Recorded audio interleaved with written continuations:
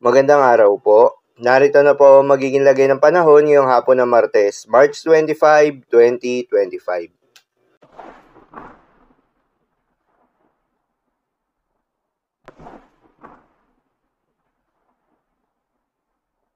Sa kasalukuyan at ayon sa pag-asa, itong northeast monsoon o hanging amihan nga ay tuluyan nang nawala yung epekto sa anumang bahagi ng ating bansa.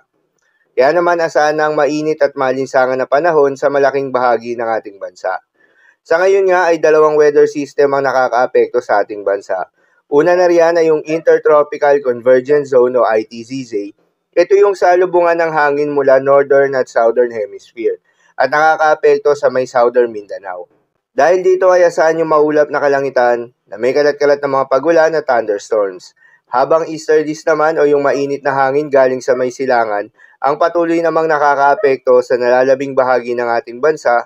Dahil dito ay asahan naman yung bahagya hanggang sa maulap na kalangitan na may kalat-kalat na mga pagulan o thunderstorms.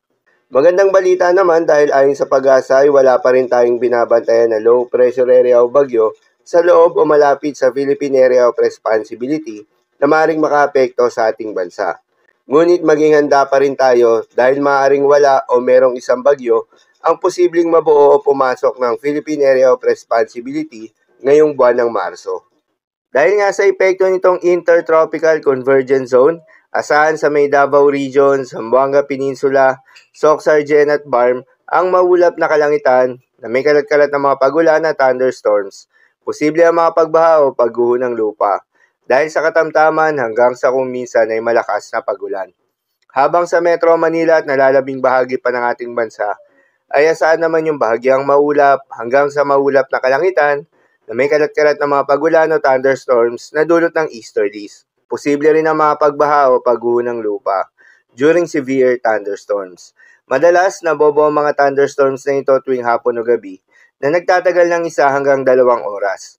Kaya naman ingat sa mga posibleng banta ng pagbaha at pagguho ng lupa, lalong-lalo na sa mga lugar na inuulan na noong nakaraang araw pa. Para naman sa heat index forecast, narito yung mga lugar na makakaranas ng matinding init ngayong araw na aabot sa 43 degrees Celsius, kabilang dyan ang Dagupan City, Pangasinan, habang 42 degrees Celsius naman sa may CVS UA Pili, Camarines Sur, at sa Metro Manila nga ay aabot sa may 36 degrees Celsius. Kaya naman huwag kalimutan magdala at uminom ng tubig at magdala rin ng payong kung may lakad. Bawasan muna ang paglabas ng bahay sa panahon ng mataas na temperatura upang maiwasan ang heat-related emergencies kagaya ng heat exhaustion, heat cramps at heat stroke. Para naman sa magiging lagay ng mga dagat baybayin, ayon sa pag-asa ay wala tayong nakataas na gale warning sa anumang seaboards ng ating bansa. Kaya naman malayang makakapamalaot yung mga kababayan nating mangingisda at yung may mga maliliit na sasakyan pandagat, ngunit iba yung pag-iingat pa rin, lalo na kung meron tayong offshore thunderstorms activity.